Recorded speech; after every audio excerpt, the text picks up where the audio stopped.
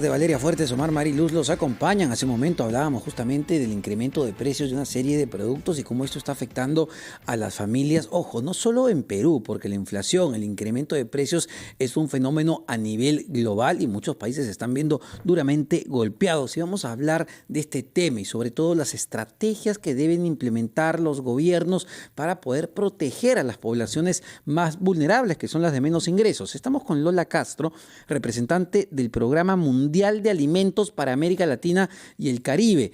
Señora Lola Castro, muy buenas tardes. Buenas tardes, Omar, ¿cómo estás? A ver, quería partir del diagnóstico, porque lo que se advertía hace ya algunos meses a partir de este incremento de precios global era de problemas de seguridad alimentaria en el mundo, pero en particular en América Latina, y la preocupación nuestra es en el Perú. ¿Qué va a pasar? ¿Dónde estamos? ¿Esto va cediendo? Vemos que quizá los precios de algunos productos ya han empezado a disminuir. ¿Cómo nos ubicamos ahí? Bien, mira, la situación realmente es global. Los precios de los alimentos ya estaban subiendo incluso antes de la crisis de Ucrania. La inflación alimentaria estaba ahí. ¿Y por qué? Porque tuvimos un gran efecto en los sistemas alimentarios, es decir, las cadenas de alimentos, la distribución durante el COVID. Y eso, aunque no afectó tanto durante el COVID, se ha quedado. Y al quedarse y luego venir la crisis de Ucrania, como saben ustedes, Ucrania, digamos, produce trigo, aceites, que realmente ha afectado a las cadenas mundiales. Y ahora lo que vimos fue un incremento enorme de los precios en febrero, marzo. Pero a partir de abril, mayo, junio, empezamos a ver como que los precios empiezan a balancear y ahora empiezan a bajar, ¿no?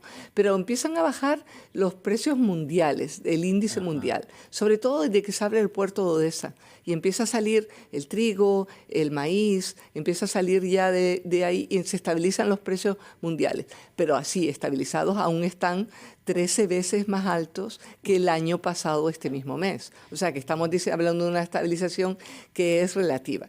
Entonces, a nivel mundial, los precios de la mayoría de los productos de consumo de canasta básica aún se mantienen muy altos y continúan subiendo. Y no vamos a ver una bajada inmediata en muchos de estos productos. ¿En cuánto tiempo va a tomar, digamos, para que esos productos empiecen a regresar a los precios que tenían antes de la pandemia?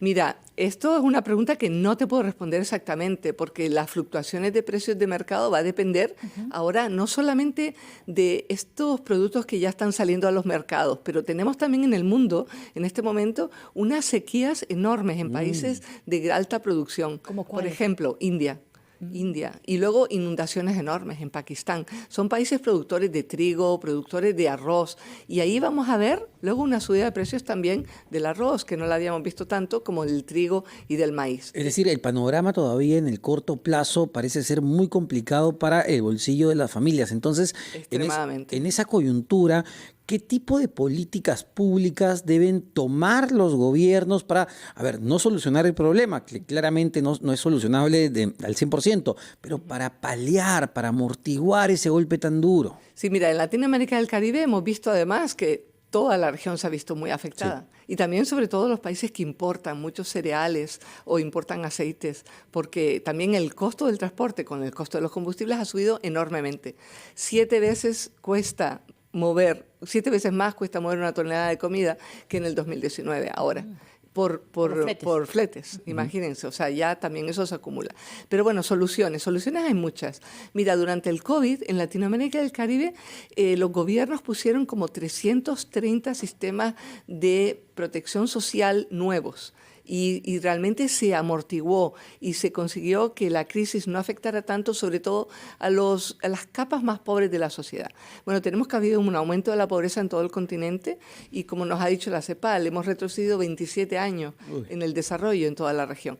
Pero bueno, soluciones. Bueno, continuar con estos sistemas de protección social, pero bien focalizados a los más pobres, Solo para especificar, cuando habla de sistemas de protección social, se está refiriendo a subsidios. Transferencias. bonos, transferencias, pero bueno, pueden ser transferencias, yo creo que es bueno tener también transferencias condicionadas. Por ejemplo, transferencias condicionadas, alimentación escolar, a que la niña y el niño vayan a la escuela, entonces ahí pueden recibir su alimentación escolar, es una buena Caliwarma, cosa. ¿no? Sí, Que es el por Caliwarma ejemplo, que se conoce Caliwarma como- ya lo hace, entonces expandir eso. Luego también hay soluciones de diversificación de alimentos, porque estamos acostumbrados al final a comer muy pocos cereales. ¿Por qué tenemos esta grave crisis? Porque en el mundo comemos maíz, trigo y arroz, pero si comiéramos todos estos alimentos que en Latinoamérica y el Caribe somos ricos, diversificar, producir diferente, producir localmente y comprar a los pequeños proveedores más cerca de donde se produce, se consume, ahorramos el transporte y aumentamos la economía local y familiar. Esto me llama la atención, señora Castro, porque hace meses yo me acuerdo que el presidente del Banco Central de Reserva, Julio Velarde, mencionaba que el fenómeno, la presión inflacionaria era un fenómeno mundial. Y justo ayer el premier decía, Inglaterra también tiene tanto de inflación, a otros países también tienen, y está bien, es parte, a ver, ocurre a nivel mundial. Y lo que mencionaba el presidente del BCR en el Perú decía, el presidente Castillo no puede controlar la inflación mundial, pero sí puede ayudar o brindar apoyo a los más necesitados, a las personas, a los hogares con menos recursos. Usted mencionaba el bono y los programas sociales. ¿Qué tan necesario, digamos, qué tan necesario es la repartición de bonos bien focalizado? Porque lo que hemos visto en el Perú es que no se había, digamos, filtrado de manera correcta y se estaba entregando dinero a personas que probablemente sí tenían sueldos, digamos, que le podían alcanzar para comprar comida. Y los programas sociales, ¿mayor presupuesto? ¿Esa es la solución inmediata?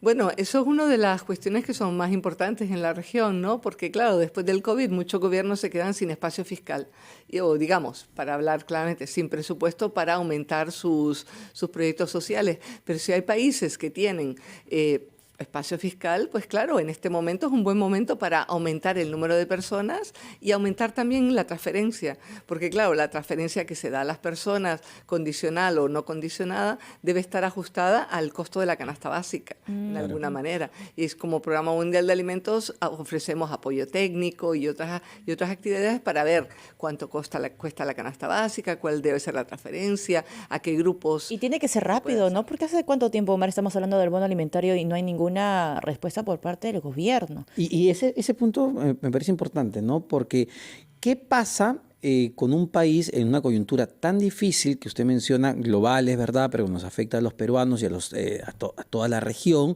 si no se hace nada o si las políticas públicas que se implementan son poco efectivas y más populistas? Y ahí le doy un par de datos que usted los debe conocer, que dio la FAO sobre el Perú, que señalaba que más de la mitad de la población peruana vive en inseguridad alimentaria y que 6.8 millones de peruanos no consumen alimentos a veces durante un día o más.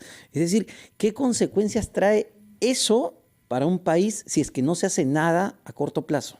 Bueno, yo creo que Perú tiene muchas soluciones y de hecho ya durante la época del COVID y ahora tienen la capacidad de escalar sus sistemas de protección social, de hacer más transferencias a más personas, ajustándolas.